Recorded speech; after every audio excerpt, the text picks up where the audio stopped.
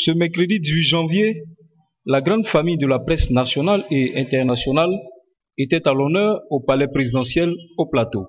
En effet, c'est ce jour qu'a choisi le président de la République, son Excellence M. Alassane Dramane Ouattara, pour lui présenter ses vœux de nouvel an, démontrant ainsi son estime, son respect et sa considération pour la profession. De mémoire d'Ivoirien, c'est la première fois qu'un président en exercice en Côte d'Ivoire présente ses vœux à la presse. Ce fut donc un moment historique.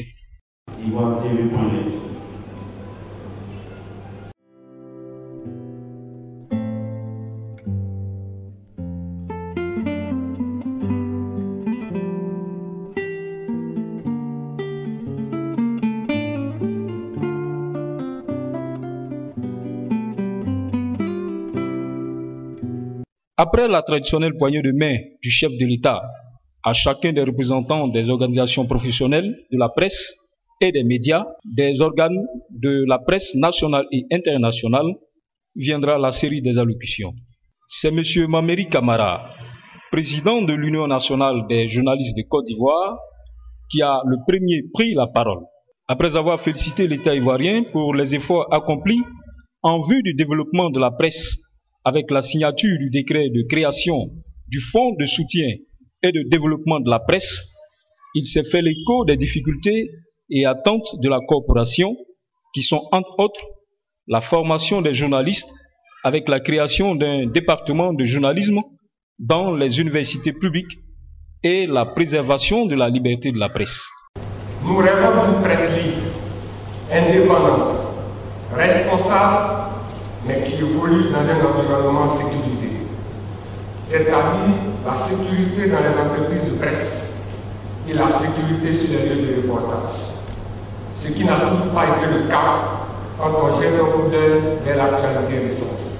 Quant à M. Amédé Assi, président du groupement des éditeurs de presse de Côte d'Ivoire, il a d'abord remercié le président de la République pour cette rencontre historique et inédite avant de lui soumettre quelques doléances.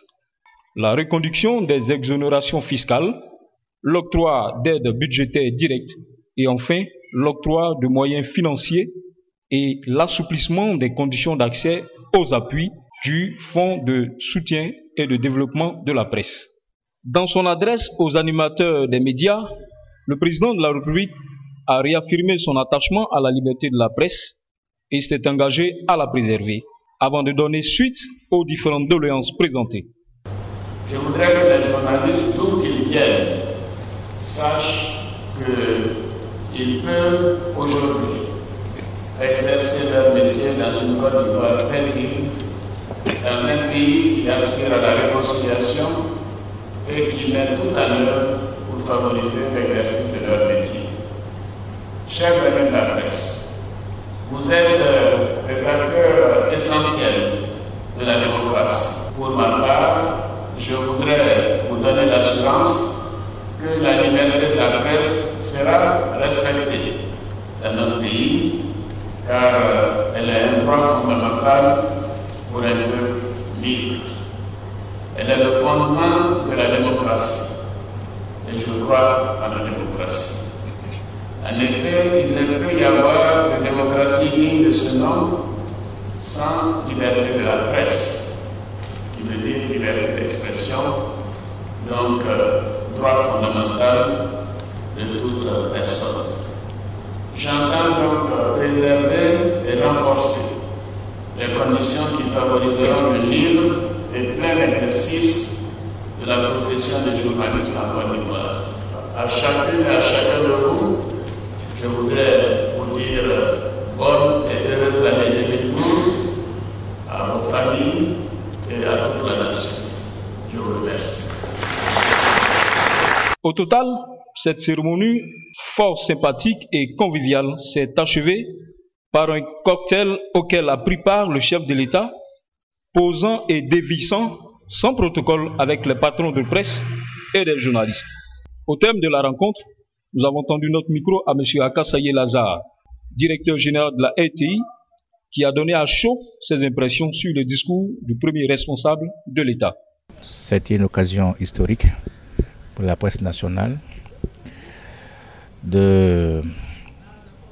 d'avoir cette rencontre directe avec le président de la République et d'échanger avec lui sur les réalités de notre secteur et donc également d'apprendre de sa part ses attentes par rapport à la presse dans un contexte sociopolitique quelque peu tendu où la presse n'a pas toujours le rôle facile.